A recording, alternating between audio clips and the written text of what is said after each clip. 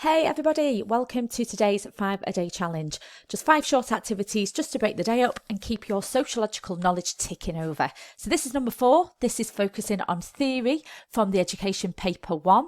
But firstly, we'll go through Friday's answers. So make sure you've got them in front of you. Have a pen and paper ready for the next 5 questions. So in the last video, number 3, your questions were based on observation, and your first task was to define the Hawthorne effect. Now, the Hawthorne effect is a situation where an individual or group of people know they are being observed and they change their behaviour accordingly.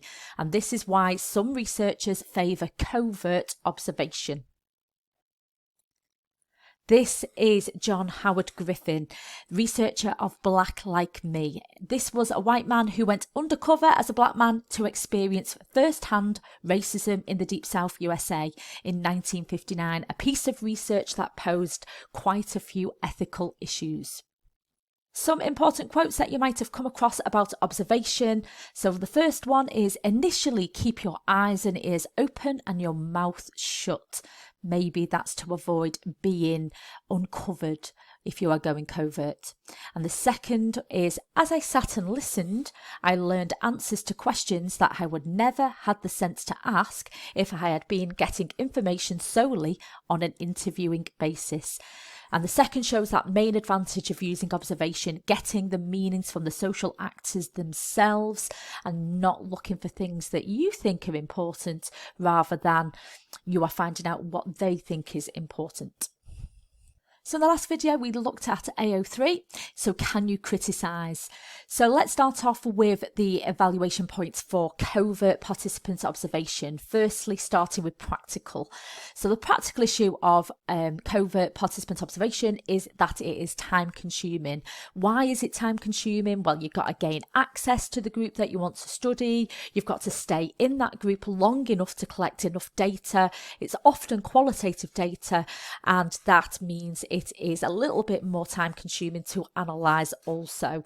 And just a few examples of the time consuming nature of using covert participant observation. We have got White, it took him 3.5 years. Patrick, he spent 4 months with the gang. Venkatash spent 18 months observing over a 7-year period. Ethical issues.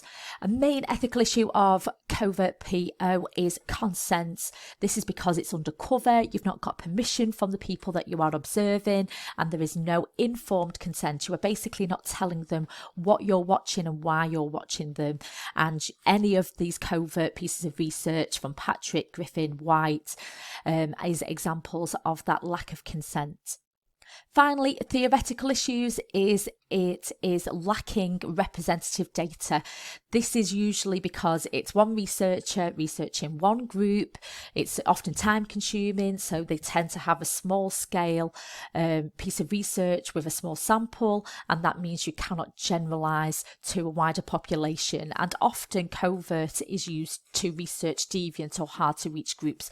So for example, Humphreys in his research of the tea room trade, which is basically men's sexual activities in public bathrooms, or Patrick's gangs of deviant behaviour in Glasgow or racism. Finally is the exam question. So here was a 10 marker. You had to choose one of the sentence starters and you had to complete the paragraphs. So if you chose to do paragraph 1, so that the advantage of overt compared with covert is that social ethical boundaries and rules are kept, and then you've got an example how you might develop that one. Or if you chose paragraph 2, so the advantage is that the researcher is openly taking notes, and you've got some examples there, an explanation there for you to use. Now, I'm not going to go through them because I want this to be a really quick video, but I've put the link to this document in the information section at the bottom, the description section at the bottom. Okay, so here is today's 5-a-day challenge. We're going to focus on the theory of education.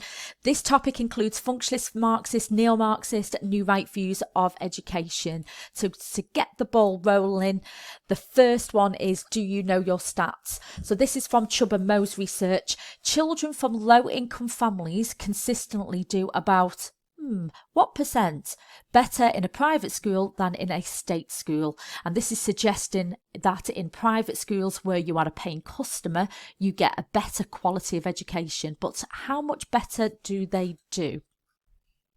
A key word that you must know for this topic is meritocracy. So make sure that you can define it, and also make sure that you can understand why meritocracy might be a myth also. So give me a definition of meritocracy. Here's the one that you might need to pause. Which sociologist am I hinting at? You might want to think about what this sociologist said about the role of education. Today, I thought we would focus on a little bit of a research task instead. Okay, so I want you to find out some facts about the boys in Willis's research, Learning to Labour. So how many boys were there? What were their characteristics? What did Willis mean by a counterculture? And if you find out any other interesting facts about this research, make sure you pop it in the comments below. And finally, here is the exam one. As always, let's continue to practice some good exam technique. Make sure you read the question carefully. There are 2 marks available for each point that you make. Start at each new point on a new line, and also use the wording from the question to help focus and signpost your answer. So there you go. There are your 5 questions, your 5 challenges. Answers will be in tomorrow's 5-a-day challenge video. Massive thank you for watching and taking part. Please share with your friends, your students, other teachers, whoever. Click that like button and subscribe, and I shall see you tomorrow. Any links from today's vid are in the info section below. Have a great, wonderful day. Bye.